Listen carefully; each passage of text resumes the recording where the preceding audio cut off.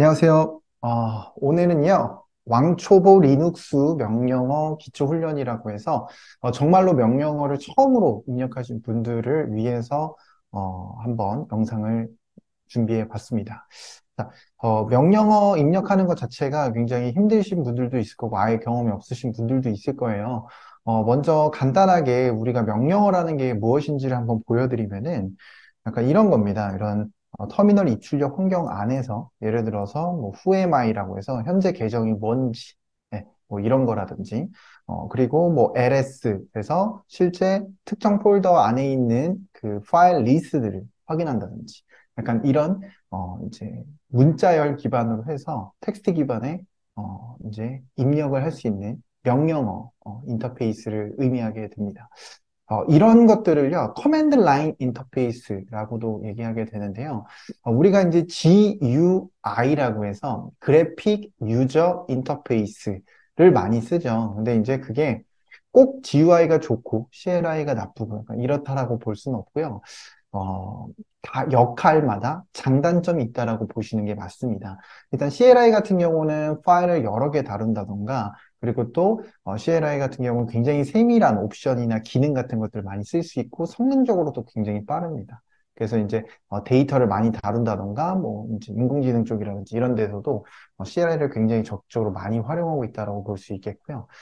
그리고 이제 GUI 같은 경우에는 포토샵이나 영상 편집 같은 경우에는 특히나 GUI가 훨씬 유리하죠.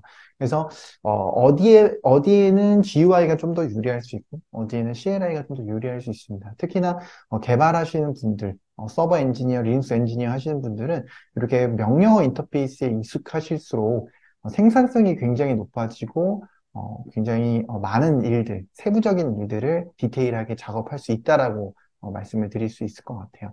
자, 우선은 우리가 명령어 기초 훈련이니까 이 기초 훈련들 위해서 한 가지 개념 설명을 좀 드려보도록 할게요. 자, 우리가 이렇게 터미널 입출력 환경에서 사용하는 게 쉘이라는 겁니다. 쉘은 사실 종류가 여러 가지가 있을 수 있어요. 일반적인 포직스 쉘이 있고요. 그리고 본 어게인 쉘이라고 해서 배시 쉘도 있고요. 제트 쉘이라는 것도 있습니다. 굉장히 다양한 쉘들이 존재하고 있는데요. 쉘은 사실상 명령어 반응형 프로그램이라고 이해하시는 게 좀 더 편해요. 그러니까 내가 실시간적으로 명령어를 입력하고 그거에 반응해서 동작하는 프로그램이다. 근데 이제 여기서 많은 분들이 헷갈려 하시는 게 쉘과 터미널도 많이 헷갈려 하시는 거거든요. 근데 그게 차이점이 있죠. 쉘은 명령어에 반응해주는 실질적인 프로그램이지만 터미널은 그냥 껍데기입니다. 껍데기. 그러니까 터미널 입출력 환경이라고 해서 텍스트 기반으로 입력을 할 수 있고 출력을 할 수 있는 그런 입출력 환경일 뿐이에요. 그래서 콘솔과 터미널은 입출력 환경이고요. 실제 안에서 우리가 동작하게 되는 거는 쉘이라고 보시면 되겠습니다. 자, 쉘 안에서 명령어를 입력하시게 되면은 이런 순서로 보통 실행이 돼요. 그러니까 알리아스로 등록되어 있는 그러니까 별칭이라고 해서 명령어가 너무 길면요. 그 명령어 긴 거 대신에 짧게 약어로 적혀져 있는 거를 기준으로 해서 구동되는 거 첫 번째. 그 다음에는 이제 빌트인 명령어라고 해서 이 쉘 내부에 내장되어 있는 명령어가 있어요. 뭐 그걸로 이제 동작이 되는 경우들이 있고요. 그 다음에 외부 명령어로 동작이 될 수 있습니다. 이 1, 2, 3은 동시에 실행되는 건 아니고요. 만약에 특정 명령어를 입력했을 때 알리아스가 있으면 알리아스가 먼저 잡히고 그 다음에 빌트인 있으면 빌트인이 잡히고 그 다음에 외부 명령어가 잡힌다. 라고 이해를 하시면 좋을 것 같아요. 자, 한번 보여드리도록 하겠습니다. 우선 이제 whoamI라는 명령을 이렇게 똑같이 입력을 할 수가 있는데요. 아까도 저희가 이제 입력을 했던 것처럼 한번 입력을 해보도록 할게요. 자,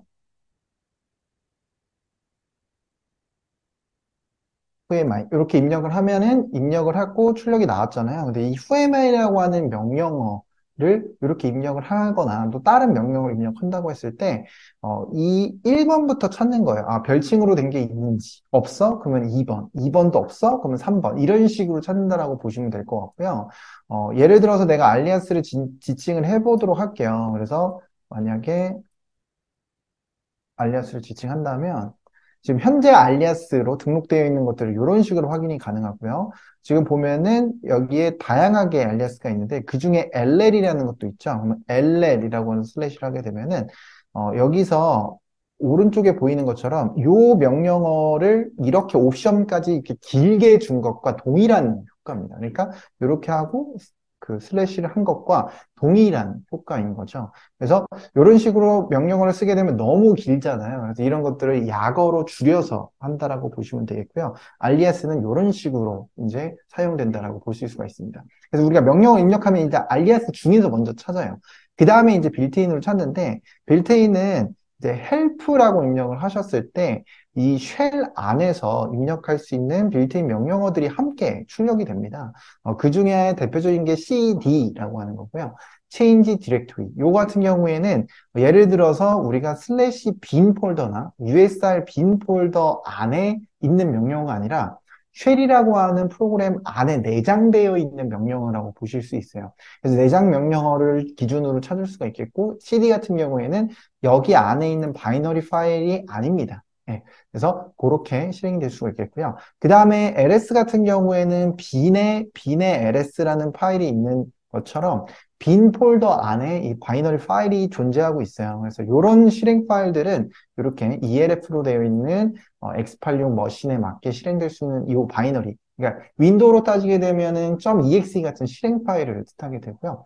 요런 파일들이 외부 명령어에 해당됩니다. 근데 이런 외부 명령어는 여기 PPT에도 적어 놓은 것처럼 패스라는 환경 변수를 기준으로 해서 경로를 통해서 찾게 돼요. 그러니까 예를 들어서 내가 패스라는 걸 이렇게 입력을 해봤을 때 이 패스 변수 안에 있는 값들을 기준으로 해서 서치하고 찾아서 그 다음에 이제 실행이 됩니다. 근데 만약에 내가 ls AAA라는 거 했을 때 이렇게 command not found라는 게 뜨잖아요. 이게 이제 결국에 어떤 절차를 밟은 거냐?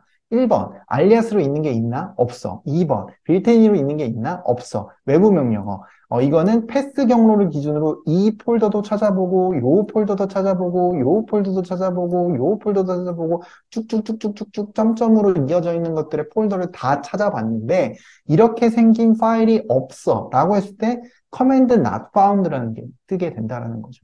이런 식으로 명령어들은 한 가지의 패턴이 아니라 이렇게 별칭이나 빌트인이나 이제 외부 명령어 이런 식으로 보통 구분이 되고요. 우리가 이제 그 명령어들이 이제 실행이 될 때 쉘로 등록되어 있는 알리아스라든지 그리고 이제 환경 변수, 이제 패스라든지 이런 것들은 다 이렇게 물결, 그러니까 홈 경로에 배시 RC라든지 배시 알리아스라든지 이런 파일들을 토대로 해서 설정이 되고 세팅이 된다라고 이해하실 수는 있습니다. 나중에 차후에도 좀 이렇게 환경 설정이라든지 환경 설정 문제 관련된 거라든지 사실 따지고 보면은 할 얘기가 정말 많거든요.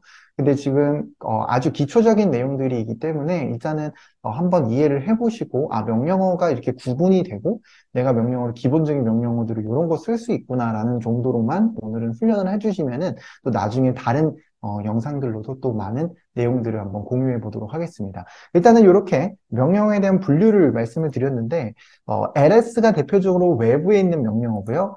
내장된 명령어, CD 같은 경우에는 쉘 안에 내장되어 있는 명령어다라고 말씀을 드렸습니다.